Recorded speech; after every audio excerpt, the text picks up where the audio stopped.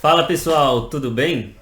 Vamos bater um papo interessante sobre distribuição antecipada de lucro. Já deve ter visto muito frequentemente as empresas efetuarem a distribuição antecipada de lucro. Convenientemente, a maior parte da recomendação é se você não pode distribuir lucros antecipados. Mas hoje a gente vai bater um papo e entender qual a real necessidade disso e qual realmente é o risco que a empresa está correndo.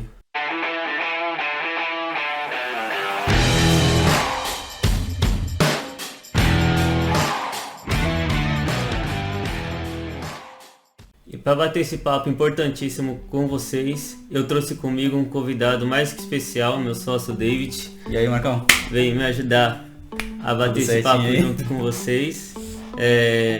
Como vocês sabem, assim como vocês, nós temos também uma empresa. E essa questão de fluxo de caixa, distribuição de lucro antecipado para a gente também é um dia a dia comum. Então a gente vai entender um pouco quais riscos que o empreendedor está correndo quando isso acontece e se realmente esse risco pode se materializar em algum momento. David, por que você acha que muitas empresas efetuam a distribuição de lucro antecipado logo quando abrem a empresa? Cara, eu acredito que logo no início, quando a pessoa está abrindo um negócio, está abrindo uma empresa, cara, na maioria das vezes, né, isso na maioria mesmo das vezes, é por conta de que o cara tá sem trabalhar, tá sem um emprego e tudo, e o cara ele acaba tendo como alternativa empreender, né? Então ele abre um negócio lá e tudo, gasta às vezes a grana toda investe toda a grana dele da rescisão em busca de fazer um negócio, buscando fluxo de caixas em curto prazo, em curtíssimo prazo. Qual que é o grande problema disso? É que você acaba comprometendo totalmente seu negócio, né? Porque logo no início você tem pouco caixa, você vai ter pouco faturamento e poucos recebimentos ali. Então o grande problema disso é que o cara ele pode simplesmente ficar sem dinheiro, né, para ele viver, para ele comprar as coisas dele. E qual que vai ser a alternativa dele? Vai ser retirar esse lucro para ele poder pagar as contas dele mensalmente. Então ele vai fazer essa retirada antecipada para ele pagar essas contas dele ali, para ele seguir a vida dele, né?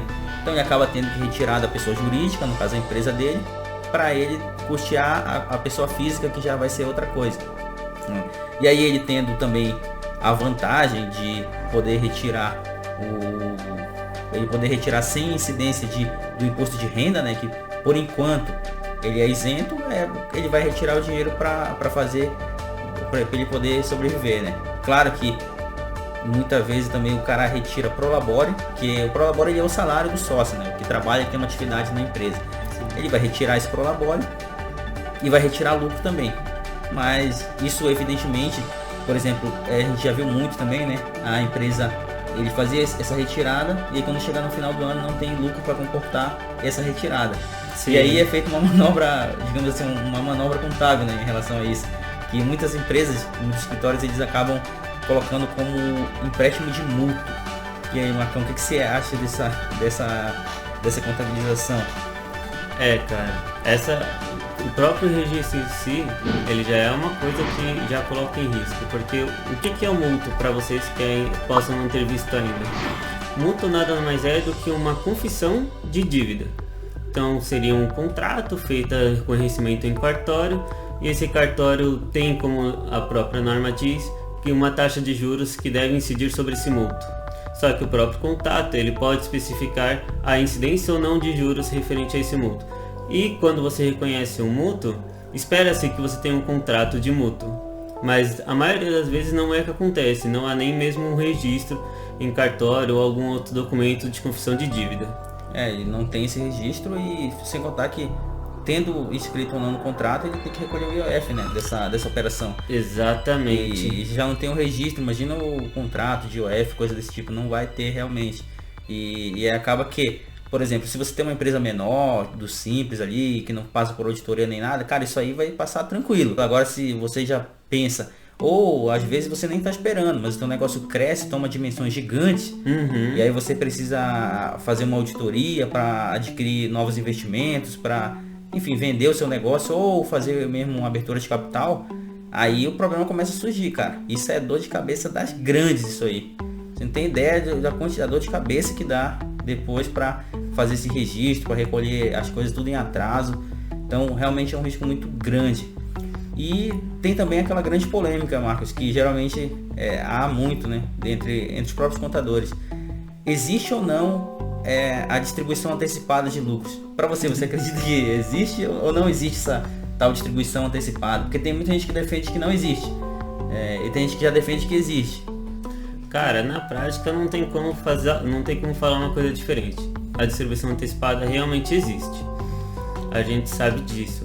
Só que o que seria qual a finalidade correta, né? Qual é o verdadeiro risco que a distribuição de lucro realmente oferece para o empresário? O verdadeiro risco que a empresa corre é a falta de caixa para você investir e expandir o seu negócio.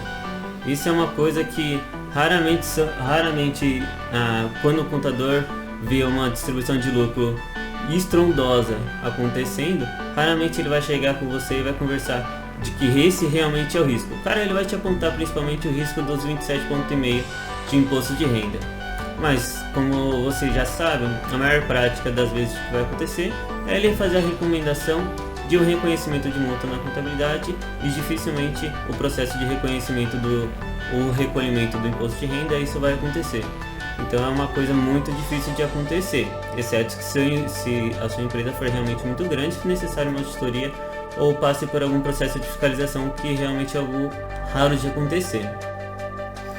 Mas a necessidade de você expandir o negócio seria para mim o real risco que um empresário corre quando ele distribui lucro. Uma empresa com potencial de reconhecimento de receita hoje pode ter um potencial muito maior para você se você investisse em marketing, em tecnologia, em treinamento, em novos conhecimentos, em pessoal, que é importantíssimo. Para a prestadora de serviço seria a principal ferramenta que você tem que investir no seu pessoal. A tecnologia acaba vindo em segundo, justamente só para auxiliar e melhorar o processo, mas o pessoal é fundamental, você ter um pessoal capacitado para operar essa prestação de serviço. Isso é verdade, cara. Se você tem uma empresa, por exemplo, a gente conhece muitas empresas que o cara tem um fluxo bom, né? E tem um caixa legal, assim, tem um faturamento bom, mas o cara tá há anos sem crescer. Por que isso acontece? Porque o cara simplesmente retira tudo da empresa. Aí não sobra nada para você investir em pessoal, em tecnologia, em nada disso. E aí esse que é um impacto negativo que tem. Inclusive tem gente que acaba também distribuindo muito, né, lucro para si, tirando tudo da empresa e depois faz empréstimo ainda para continuar a operação. Uma coisa bizarra, né? E também tem gente que faz refinanciamento da dívida dos impostos, também sem a menor necessidade também. Então alguns impactos aí da distribuição de lucro que não fazem o menor sentido, né? E claro que muitos desses negócios foram corroídos pela pandemia, né? Esses negócios foram simplesmente detonados pela pandemia por conta dessa má gestão do fluxo de caixa e da distribuição equivocada dos lucros e dividendos aí da sua empresa. Sim, exatamente. Bota um risco nisso.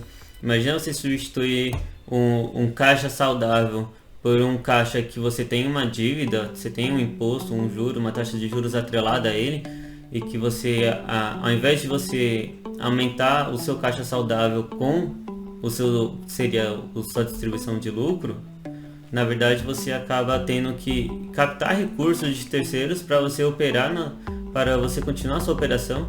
Isso não faz muito sentido para mim, a não ser que você realmente aplique esse dinheiro de forma muito mais rentável do que simplesmente você pegar um empréstimo no mercado. Hoje, com a taxa de juros extremamente alta, eu acho meio complicado. Sim, isso é verdade. Mas beleza, galera, então foi essas mais ideias que a gente tivemos aqui para passar para vocês em relação à distribuição de lucros. Sabemos que tem muita gente que está iniciando um negócio também, não tem ideia do que funciona, não sabe como funciona uma conta jurídica, não sabe quais são os percalços que tem para realmente fazer um negócio. Então a gente resolveu dar essa dica para vocês aqui. Se precisar também, entre em contato com o MDR, que a gente está aí para dar esse auxílio total para vocês e ajudar o seu negócio, claro, a crescer, a expandir, a realmente ter uma expansão grande, né? E ter uma visibilidade muito maior do que realmente ficar apenas com uma empresa pequena do Simples Nacional e só ficar se mantendo e não ter uma expansão no norte muito grande. Então estamos aí para isso, Marcão? Sim, exatamente. A gente veio contribuir com vocês com algumas ideias, alguns riscos que para vocês levarem em consideração quando efetuarem essa distribuição de lucro. para vocês terem uma empresa cada vez mais saudável, um fluxo mais saudável. Gerir negócio não é fácil, no Brasil não é fácil, mas com certeza faz diferença se você fizer isso com conhecimento. Beleza, galera? Então é isso aí. Segue o MDR Account em todas as redes sociais. Estão aí para ajudar vocês no que for necessário. Valeu! Valeu, gente!